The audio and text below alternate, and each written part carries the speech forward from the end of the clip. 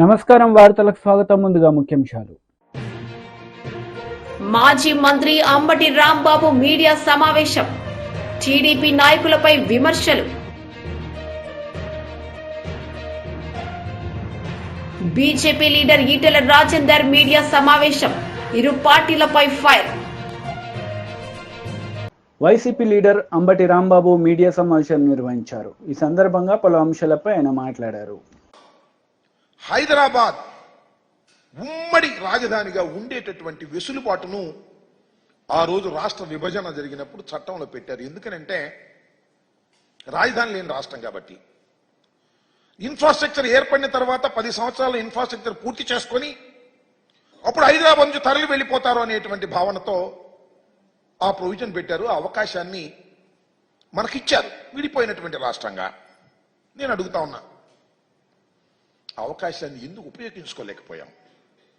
5 సంవత్సరాలు ఈ రాష్ట్రాన్ని పరిపాలన చేసినటువంటి నారా చంద్రబాబు నాయుడు గారు అవకాశాన్ని ఉపయోగించుకోకుండా ఎందుకు పారిపోయి వచ్చారు అనేది ఇక్కడ ప్రశ్న అని అడుగుతా ఉన్నా. ఎందుకంటే ఈ సందర్భంలో చెప్పవలసినటువంటి బాధ్యత, గుర్తు చేయవలసిన బాధ్యత మాకుంది. ఎందుకు వచ్చేశారు? ఉమ్మడి రాజధానిని వదిలేసి ఆయన టకటక వచ్చేసాడు. వచ్చేసి ఇక్కడ ఆఫీస్ లేదు. ఆయనే చెప్తున్నాడు చాలా సందర్భాల్లో, బస్సులో ఉండి పరిపాలన చేశాను అని. ఎందుకు బస్సులో ఉండి పరిపాలన చేయవలసిన పరిస్థితి ఎందుకు ఏర్పడింది?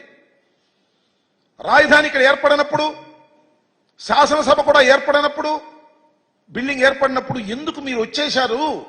అందరికీ తెలిసినటువంటి సత్యం అది. తప్పు చేసి వచ్చేశారు, మెడబట్టి గెంటేశారు, మీరు భయపడి పారిపోయి వచ్చేశారు, తీరని ద్రోహం చేశారు ఈ ఆంధ్రప్రదేశ్కి మీరు మొదటిగా అనే విషయాన్ని ఈ సందర్భంలో నేను గుర్తు చేస్తున్నాను.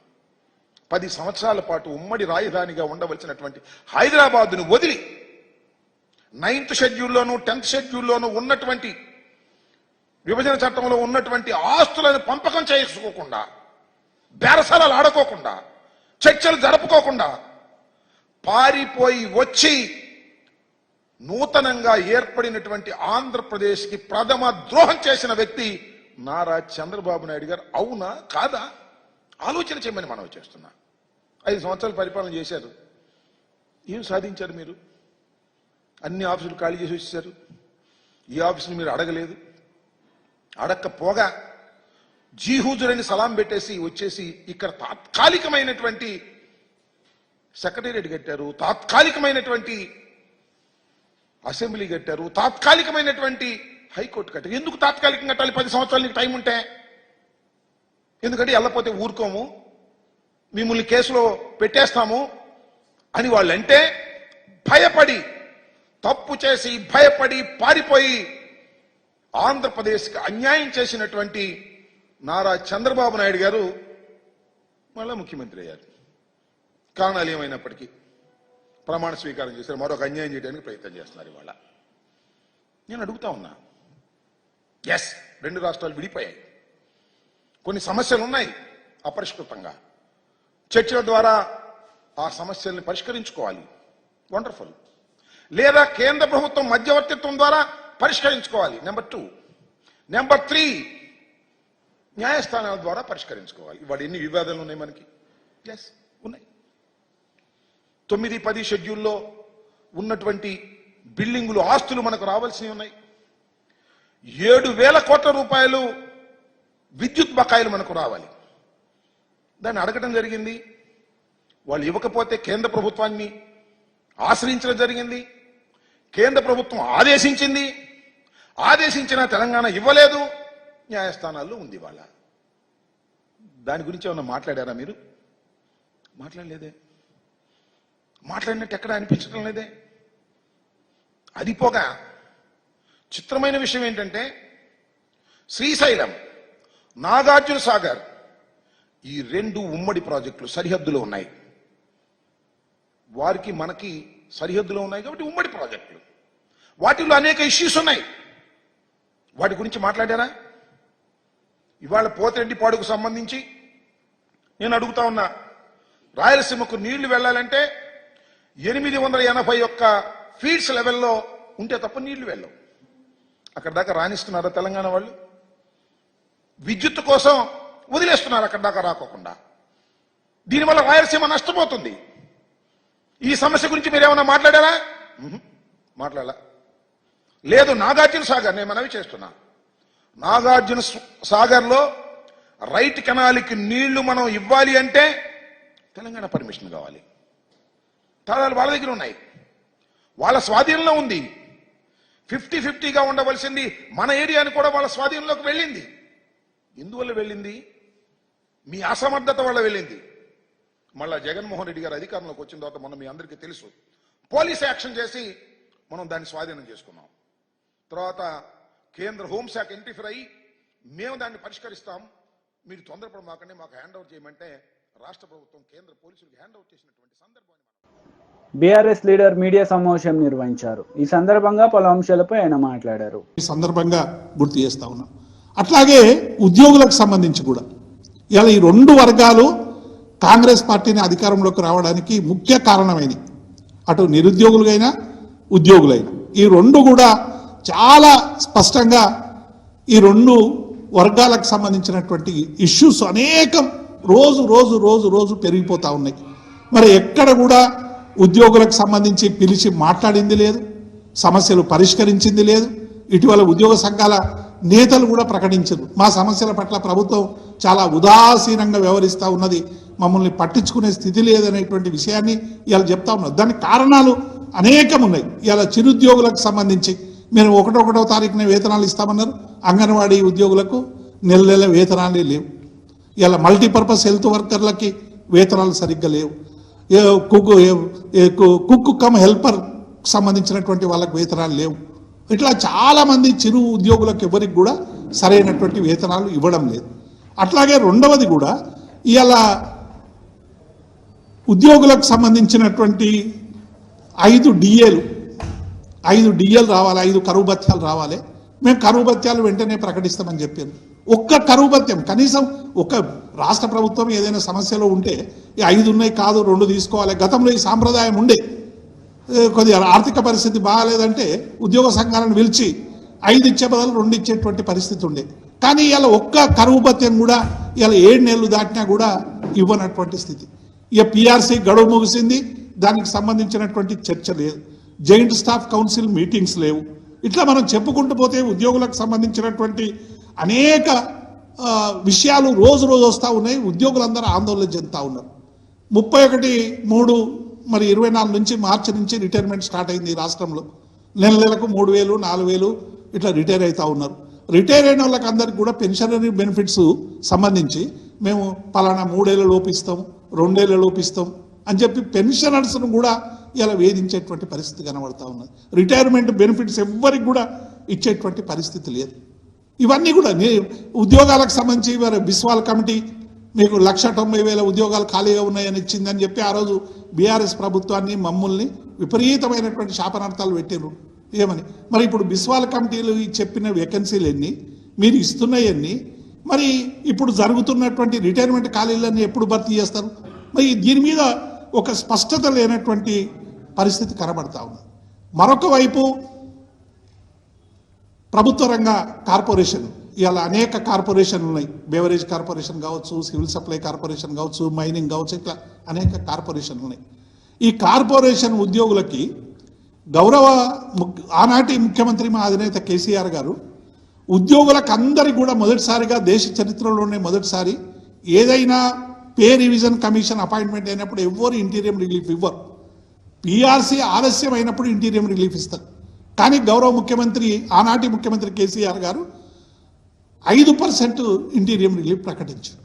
ఈ ఇంటీరియం రిలీఫ్ ఇప్పటి వరకు కూడా ప్రభుత్వ రంగ కార్పొరేషన్లకు ఇవ్వడం లేదు. మేము డిమాండ్ చేస్తూ ఉన్నాం. ముఖ్యమంత్రి దగ్గరికి పోయి ప్రభుత్వ రంగ సంస్థలకు సంబంధించినటువంటి నాయకులు అందరూ పోయి చెప్పినదే ఇచ్చేస్తామని ముఖ్యమంత్రి గారు చెప్పినప్పటికీ కూడా ముఖ్యమంత్రి హామీ ఇలా కింది స్థాయిలో అమలు కావడం లేదు. ఇలా ప్రభుత్వ రంగ సంస్థల కార్పొరేషన్ల ఉద్యోగులు అందరూ కూడా ఇలా 5% ఇవ్వాలి, మాకు ప్రభుత్వ ఉద్యోగులతో సమానంగా గతంలో అన్ని ప్రభుత్వాలు ఇచ్చినాయి. ఏ ప్రభుత్వం కూడా ఆనాడు గతంలో ఉన్న కాంగ్రెస్ ప్రభుత్వం కానీ, తెలుగుదేశం ప్రభుత్వం కానీ, బీఆర్ఎస్ ప్రభుత్వం కానీ మరి ఇవ్వనటువంటి ఈ స్థితి ఎందుకు వస్తూ ఉన్నది? మేము ఉద్యోగుల ఫ్రెండ్లీ అని ఉద్యోగులు మరి గతంలో కేసీఆర్ గారు బీఆర్ఎస్ పార్టీ వేధించుకొని తిన్నది, మేము మంచిగా చేస్తామని చెప్పినటువంటి మరి కాంగ్రెస్ పార్టీ ఇలా ఇంటీరియం రిలీఫ్ ప్రభుత్వ రంగ సంస్థలకు ఎందుకు ఇవ్వడం లేదనేటువంటి విషయాన్ని మేము ఈ సందర్భంగా గుర్తు చేస్తూ ఉన్నాం. అట్లాగే ఇంకొకటి కూడా వార్తలు వస్తూ ఉన్నాయి, కార్పొరేషన్లు కొన్ని రద్దు చేస్తామని. అగ్రో కార్పొరేషన్ కానీ, అగ్రో ఇండస్ట్రీస్ కానీ, హాకా కానీ, ఈ రెండు ప్రత్యేకమైనటువంటి సందర్భాల్లో పెట్టినటువంటి వాటివి, చాలా దశాబ్దాల కాలంగా ఉన్నటువంటివి. వాటిని రద్దు చేస్తామంటే ఉద్యోగులందరూ కూడా ఆందోళన చెందుతా ఉన్నారు. ప్రభుత్వానికి మేము చేసే విజ్ఞప్తి ఏంటంటే ఇంకా బలోపేతం చేయండి. మీరు కాంగ్రెస్ పార్టీ మా బీఆర్ఎస్ పాలన కంటే మెరుగైనటువంటి పరిపాలన అందించడానికి వాటిని బలోపేతం చేయండి, కానీ ఇవాళ వీటిని రద్దు ఇవని అనడం అనేటువంటిది నిజంగా ఇవాళ ఉద్యోగులందరూ కూడా ఆందోళన చెందుతా ఉన్నారు. ఈ ఆందోళనను దూరం చేసే విధంగా ప్రభుత్వం మరి వెంటనే చర్యలు తీసుకోవాలని చెప్పి కూడా మేము ఈ సందర్భంగా డిమాండ్ చేస్తూ ఉన్నాం. అట్లాగే నిన్న విభజనకు సంబంధించినటువంటి సమస్యల మీద కూడా ఉద్యోగుల విభజనకు సంబంధించి చాలా తప్పుడు వార్తలు ప్రచారం అవుతూ ఉన్నాయి. మా అధినేత కేసీఆర్ గారికి ఆనాడున్నటువంటి ఉద్యోగ సంఘాలు కావచ్చు, మేము కావచ్చు, అనేక మంది విజ్ఞప్తి చేసిన తర్వాత దాదాపు 2000 మంది ఉద్యోగుల్ని ఆంధ్ర నుంచి తెలంగాణకు తెచ్చుకున్నాం. స్వయంగా మా బెవరేజ్ టీడీపీ లీడర్ మీడియా సమావేశం నిర్వహించారు. ఈ సందర్భంగా పలు అంశాలపై ఆయన మాట్లాడారు. అది బహుశా ఆ భయంతో కాకాని డ్రగ్స్ గురించి మాట్లాడతాడు. ఇద్దరు ముఖ్యమంత్రులు చిన్న బిడ్డలు ఆ డ్రగ్స్తో నాశనం అయిపోతున్నారు వాళ్ళ జీవితాలు అని చెప్పి ప్రత్యేకంగా చర్య తీసుకోవాలని. చెడిపోయింది మీ టైంలో.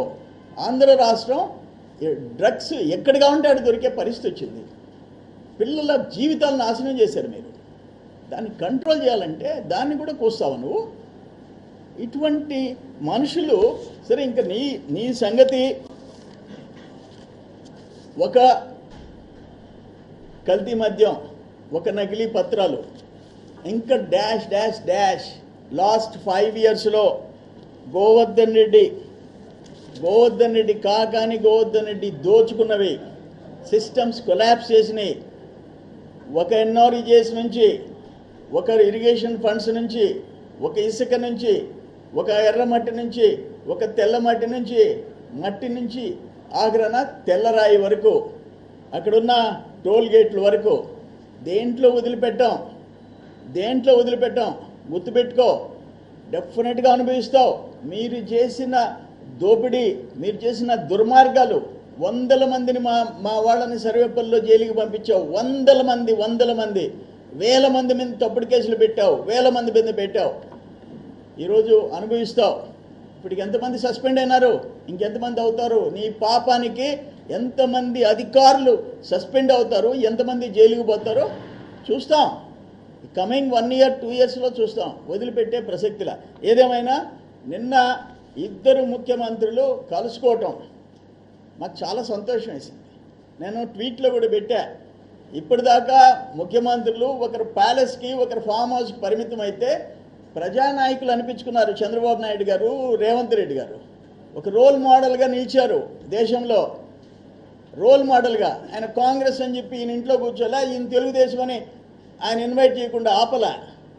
వయసులో చిన్నోడైనా చంద్రబాబు నాయుడు నేనే వస్తా, మా రాష్ట్ర సమస్యలు ఉన్నాయి, 2 రాష్ట్రాలు తెలుగు వాళ్ళ రాష్ట్రాలు, వాటిని పరిష్కరించుకొని 2 రాష్ట్రాలు ముందుకు పోవాలని ఒక మంచి మెసేజ్ ఇచ్చాడు చంద్రబాబు నాయుడు గారు.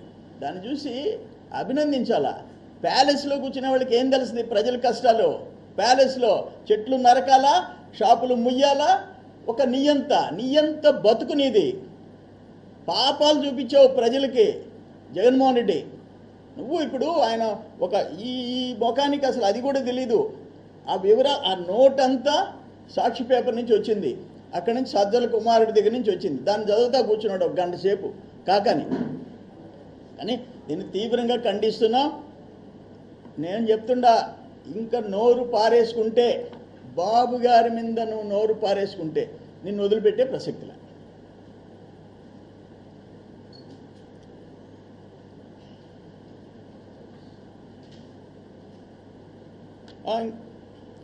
ఇంకా ఎనీ క్వశ్చన్స్? కొరవై వేరే సబ్జెక్ట్స్ తొందరలో పెడతా. మీరు ఏదైనా ఉంటే ప్రశ్నలు అడగండి.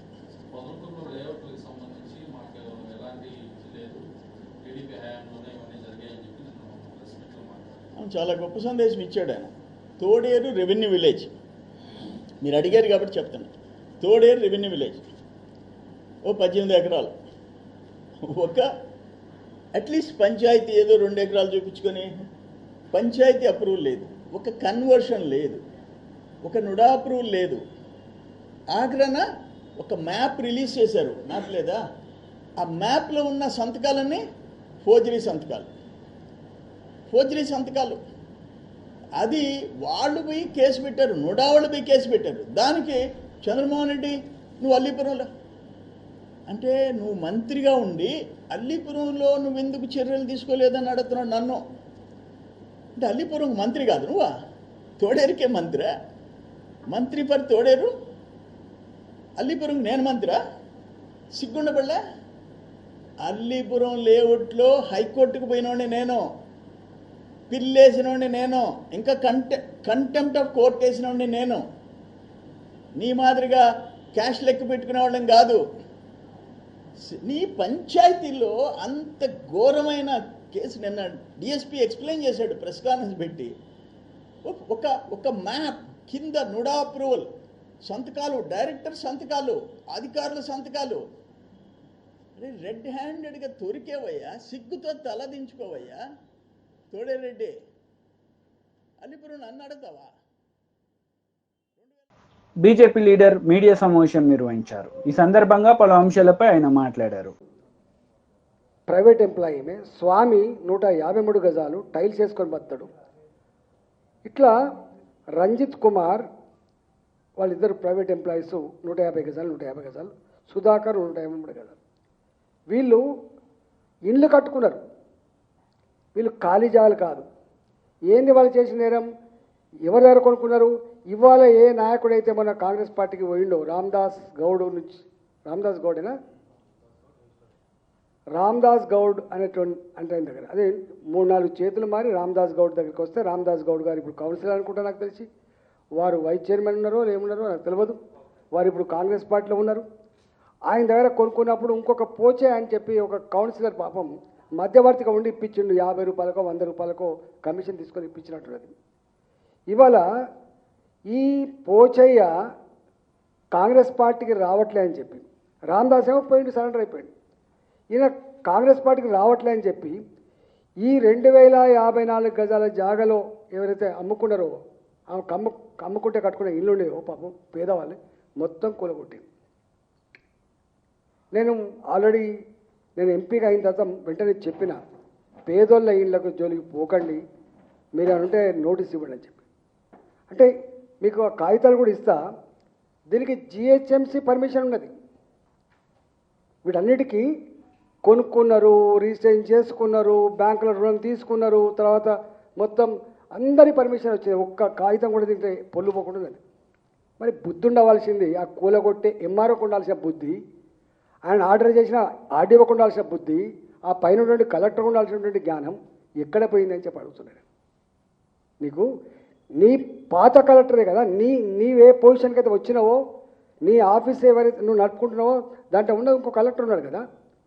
ఇవాళ ఈ గంజా అమ్మటోళ్ళను కంట్రోల్ చేస్తే తెలివిలేదు వీళ్ళకు, గుడంబ అమ్మటోళ్ళకు తెలివిలేదు, దొంగలను కంట్రోల్ చేసి తెలివిలేదు. కానీ 200 మంది పోలీసులు మాత్రం పంపించింది. అంటే ఒక పాకిస్తాన్ భారతదేశ బార్డర్ల మధ్య ఇంట్లో మోరించారో ప్రజాప్రతినిధులందరినీ భయభ్రాంతకు గురి చేసి, ప్రజలందరూ కూడా పోకుండా చేసి, ఏ ఇంటి యజమాని అయితే నేను ఇంట్లో ఉన్నాం మేము, మా ఇల్లు కూలిపోతాం, మేము చచ్చిపోతామంటే కూడా, కారు తీస్తాం ఉన్నామంటే కూడా తీయకుండా సావాలని మీరు అంటాడట. ఇవాళ అక్కడ ఈ ఉదయం 5 గంటలకు దొంగల్లాగా మొత్తం పోలీసు వాళ్ళను సెక్యూరిటీగా పెట్టుకొని ఎంఆర్ఓ స్వయంగా నాయకత్వం వహించి వాళ్ళు కట్టుకున్నటువంటి ఇళ్లను కూల్చేశారు. ఇది రేవంత్ రెడ్డి గారి ప్రభుత్వం పేదల పట్ల అవలంబిస్తున్న తీరిది. ఇట్లాంటి చర్యలకు పాల్పడితేనే కేసీఆర్ బొందబెట్టిండ్రు, భరించలేకపోయినారు. కాంగ్రెస్ పార్టీ కష్టపడి ఒళ్ళు వంచి అధికారం రాలే. కేసీఆర్ను ఓడగొట్టాలనే సంకల్పంతో ఈ ప్రభుత్వానికి అధికారం ఇస్తే వీళ్ళు ఒళ్ళు మర్చిపోయి కళ్ళు నెత్తికెక్కి అధికారం రాగానే ఎక్కడ పడితే అక్కనే. దీని వెనుక పెద్ద కుట్ర ఏంటంటే, ఇది వాళ్ళకి తెలుసు, అక్కడ లోకల్గా ఉన్నటువంటి నాయకులకు వీళ్ళని కదిలిస్తే వీళ్ళు భయపడతారు, ఇప్పుడు అయ్యప్ప సొసైటీలో కదిలిచ్చి ఏం జరిగిందో ఇక్కడ కూడా 350 ఎకరాలు కాబట్టి ఆల్రెడీ ఏర్పడ్డ కాలనీలు కాబట్టి పేదోళ్ళు కాబట్టి నోరులేనులు కాబట్టి వీళ్ళను భయభ్రాంతులకు గురి చేస్తే వీళ్ళకు డబ్బులు ఇండైరెక్ట్గా వస్తాయనేటువంటి ఆశతో ఈ పని చేసిండ్రు. నేను అడుగుతున్నా, ఇవాళ మున్సిపల్ అడ్మినిస్ట్రేషన్ కూడా ఇవాళ వారి కిందనే ఉంది. నేను నిన్న కలెక్టర్ ఫోన్ చేసిన, అయ్యా కలెక్టర్ గారు ఏమైనా ఉంటే నేను వస్తా మాట్లాడతా అంటే ఫోన్ ఎత్తాడు. డిప్యూటీ సీఎం గారు ఫోన్ చేసిన ఫోన్ ఎత్తాడు. జిల్లా ఇన్ఛార్జి మంత్రి గారు శ్రీధర్ బాబు గారు ఫోన్ చేసిన ఫోన్ ఎత్తారు. రెవెన్యూ మంత్రి గారికి ఫోన్ చేసిన చివరికి ఎత్తిండు, అయ్యో నాకు తెలియదు అంటాడు. మరి తెలియకుండానే అంటే మంత్రులకు రెవెన్యూ మంత్రికి తెలియకుండానే 200 మంది పోలీసులు ఎట్లా పోయినట్టు, ఎట్లా కూలగొట్టినట్టు, గింత సోయి లేకుండా ఎట్లా నడుస్తున్నటువంటి భావన ఇవాళ వ్యక్తం చేస్తున్నా. అంటే మీకు అధికారం కట్టబెట్టింది తెలంగాణ ప్రజలు ఆలోచించాలి. చాలామంది మేధావులు ఉద్యమకారులు అన్యాయం జరిగింది అని చెప్పి ఇవాళ వీళ్ళకు సపోర్ట్ చేస్తే వీళ్ళు చేసే వాలకమేందో తెలంగాణ ప్రజలు ఆలోచించుకోమని చెప్పి కోరుతున్నాను. నేను అక్కడ ఎంపీని, పిరిజాదిగూడలో నా ఎంపీ పరిస్థితి కింద వస్తుంది. 24 ఏళ్ళుగా మేము ఇట్లాంటి దౌర్భాగ్య పరిస్థితి ఎప్పుడు చూడలే, ఇంత నీతిమాలిన పరిస్థితి ఎప్పుడు చూడలే. వైసీపీ లీడర్ మీడియా సమావేశం నిర్వహించారు. ఈ సందర్భంగా పలు అంశాలపై ఆయన మాట్లాడారు. దానికి సంబంధించినటువంటి అడ్డంకులు దాదాపుగా తీరిపోయి కొలిక్కి వచ్చేటువంటి సమయంలో మరలా మీరు పోలవరం కొన్నటువంటి ఆ ముంపు మండలాల్లో ఉండేటువంటి గ్రామాలను తిరిగి తెలంగాణకి విలీనం చేస్తాము తెలంగాణ రాష్ట్రంలోనంటే సమస్య మరలా మొదటకు వచ్చేటువంటి ప్రమాదం లేదనేటువంటిది ఆలోచన చేయండి. ముంపు గ్రామాలని ఈరోజు మనం ముంచేస్తే పోలవరం ప్రాజెక్టు ఏ విధంగా ముందుకు సాగుతుంది, మరలా కొత్త సమస్యలు ఉత్పన్నమైనటువంటి పరిస్థితి. కాబట్టి మీరు తీసుకునేటువంటి నిర్ణయం ఏ విధంగా ఉంది అంటే మన రాష్ట్రం జుట్టు తీసుకువెళ్లి తెలంగాణ చేతిలో పెట్టినట్టుగా ఉంది తప్ప రాష్ట్ర ప్రయోజనాలను కాపాడేటువంటి విధంగా కాకుండా రాష్ట్ర ప్రయోజనాలను పణంగా పెట్టేటువంటి విధంగా ఉంది తప్ప మరొకటి కాదు అని చెప్పి ఈ సందర్భంగా మాట్లాడుతున్నాం. అందుకని పోలవరం ప్రాజెక్టు ఎప్పుడులాగా పూర్తవుతుందంటే సమాధానం చెప్పలేనటువంటి మీరు పోలవరం కట్టేది పక్కన పెట్టి ఈ రోజు మీరు వెళ్ళినటువంటి మీ భేటీలో మరిన్ని సమస్యలు పోలవరానికి సంబంధించి పోలవరం ప్రాజెక్టుకు సంబంధించి సృష్టించేటువంటి ప్రయత్నం చేశారేమో అనేటువంటి అనుమానాలు సందేహాలు వచ్చేటువంటి పరిస్థితి అని చెప్పి మీ అందరికీ తెలియజేస్తున్నాను. మీ మధ్య జరిగినటువంటి అనేక విషయాల గురించి మాట్లాడితే ఏ ఒక్కదానికి మీరు ఇతిమధ్యంగా సమాధానం చెప్పలే. పుంకాలుగా వార్తలు వచ్చాయి, వాటిని ఖండించలే. పోర్టులో వాటాలు అడిగారని చెప్పారు. మన పోర్టులకు సంబంధించి తెలంగాణ ప్రభుత్వం, తెలంగాణ ముఖ్యమంత్రి గారు ఆంధ్ర రాష్ట్రానికి సంబంధించినటువంటి పోర్టులో వాటాలు అడిగారు అని చెప్పి అడిగారు. ఆ వాటాలకు సంబంధించి జరిగిందా, మీరు ఏమి నిర్ణయం తీసుకున్నారు, ఏమి నిర్ణయం తీసుకోవాలనుకుంటున్నారు, ఇది మీ ఇద్దరికి సంబంధించినటువంటి అంశం కాదు, రెండు రాష్ట్రాల ప్రజలకు ముడిపడినటువంటి అంశం, రాష్ట్ర ప్రజలకు సమాధానం చెప్పాల్సినటువంటి అంశం. కాబట్టి వాటి గురించి మాట్లాడలేదు. చివరికి ఏడుకొండల స్వామికి కూడా చెయ్యి పెట్టాడు ఆయన. నాకు ఏడుకొండల స్వామి దగ్గర కూడా తిరుపతిలో కూడా మాకు వాటా ఇవ్వండి ఒక 48% అని అడిగాడు అని చెప్పి అన్నారు. దాని మీద ఎక్కడ నోరు తెరిచి మాట్లాడినటువంటి సందర్భం లేదు, దాన్ని ఖండించలేదు, ఇది జరగలేదు, ఇది చర్చకి రాలేదు అనే మాట మీరు మాట్లాడలేదంటేనే ఇవి చర్చకి వచ్చాయా అనేటువంటి అనుమానం. చర్చకి వచ్చి ఉండాలి, లేకపోతే ఈ వార్తలన్నీ ఉంటే అయ్యా ఈ వార్తలు ఏమీ రాలేదు, ఈ వార్తలను ఖండిస్తున్నాం, ఇవేమి మాలో చర్చకు రాలేదని ఉభయ రాష్ట్రాలకు సంబంధించినటువంటి మంత్రులు ఎందుకు నోరు మెదిపి చెప్పలేకపోయారు? మీరు చెప్పలేకపోయారు అనడంలోనే సందేహం కలిగేటువంటి పరిస్థితి. అంటే ఈయన సంపదను సృష్టిస్తాను, సంపదను పంచుతాను అన్నాడు తప్ప ఇది రాష్ట్ర ప్రజలకు పంచడానికా, నువ్వు సృష్టిస్తున్నటువంటి లేదా ఉన్నటువంటి రాష్ట్రం సృష్టించుకున్నటువంటి సంపదని ఇతర రాష్ట్రాలకి పంపిణీ చేయడానికి పోయావు అనేటువంటిది అర్థం కానటువంటి సమస్యగా మారిపోయింది ఈరోజు. అందుకనే మీ మంత్రులు మాట్లాడేటప్పుడు కూడా వీటికి ఎక్కడ సమాధానం చెప్పకుండా భయంగా బెరుగ్గా ఎప్పుడెప్పుడు లేచి వెళ్ళిపోదామా, ఎప్పుడెప్పుడు అసలు ఇది సమావేశం ముగిద్దామా అనేటువంటి ఆలోచన చేశారు తప్ప ఇది ఒక ఉన్నత స్థాయి ముఖ్యమంత్రులతో కూడినటువంటి సమావేశం. కాబట్టి దాని మీద మేము చాలా ఆశించాం, ప్రజలు ఆశించారు. అనేక సందర్భాల గురించి మాట్లాడతారు, అనేక పరిష్కారాలు సూత్రప్రాయంగా అంగీకరించి ఉంటారు. మిగతా వాటికి ఏ విధంగా ముందుకు వెళ్ళాలనేటువంటి దాని మీద ఒక దిశ నిర్దేశించుకుని ఉంటారు అనుకుంటే ఏమీ లేకుండా మొక్కుబడిగా తూతు మంత్రంగా నామమాత్రంగా ఇద్దరు కలిసి కూర్చొని టీ బిస్కెట్ తిన్నట్టుగా ఉంది తప్ప ఇది ఏ మాత్రం రాష్ట్ర ప్రజలకు సంబంధించి ఉపయోగపడేటువంటిదో లేదా చంద్రబాబు నాయుడు హైప్ క్రియేట్ చేసుకోవడానికి పెట్టినటువంటి సమావేశంగా ఉంది తప్ప మరొకటి కాదు అని చెప్పని ఈరోజు ఎందుకు అంటున్నాం? ఈ రోజు వచ్చినటువంటి వార్తలను మీరు ఖండించలేదు కాబట్టి ఈ వార్తలు కరెక్ట్ కాదు, ఇవి వాస్తవాలు కాదు, పేపర్లో వచ్చినటువంటివన్నీ వార్తలు ముగించే ముందు ముఖ్యాంశాలు మరోసారి. మాజీ మంత్రి అంబటి రాంబాబు మీడియా సమావేశం. టీడీపీ నాయకులపై విమర్శలు. BJP leader Etela Rajender media సమావేశం. ఇరు పార్టీలపై ఫైర్. ఈ వార్తలు ఇంతటితో సమాప్తం. తిరిగి ప్రసారమయ్యే వార్తల్లో మళ్ళీ కలుద్దాం. అంతవరకు సెలవు. నమస్తే.